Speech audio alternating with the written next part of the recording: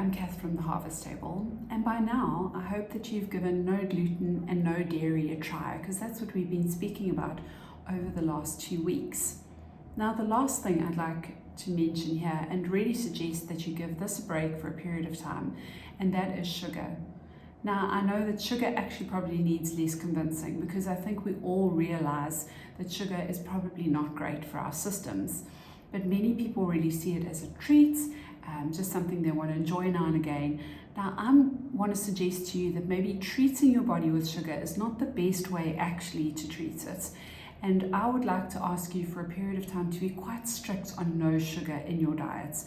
Now, sugar can be hidden in all sorts of things, in mayonnaise, in all sorts of dips and spreads and crackers and all sorts of things. So I really would like to ask you to look very carefully at ingredients lists for the next period of time to make sure that you are not including any sugar in your diet.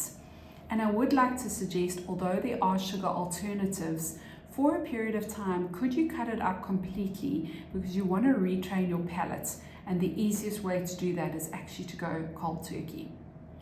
Now, sugar, we all know, can be part of putting weight onto our bodies, and so many people, for weight loss reasons, want to cut out sugar. But sugar also feeds all of the pathogens in our body, so yeasts and molds and fungus and parasites. And if you're living and breathing, I can assure you that you have those things in your body. And that's something that we will talk about at some stage, is how do I go about removing those things from my system? But certainly giving them sugar and feeding them is really not going to give you great results if you want to focus on your health, especially if you suffer from things like candida, which many women do. So I would certainly recommend, from that point of view, no sugar. Sugar would obviously also feed things like cancers in the body, and so you really do want to try and cut that out. Sugar also upsets your hormonal balance, and so if you are trying to balance your hormones, you want to make sure that you're not including sugar in your diet, especially for young girls. If they are trying to get rid of acne, their hormones are already all over the place, you want to make sure that they're eating as sugar-free as possible in order to assist them with that journey. It's another thing about dairy and young girls. We spoke last week about removing dairy from your diet, but often dairy is full of hormones, and so including those things in your kids' diets really is not the best way for them to be developing.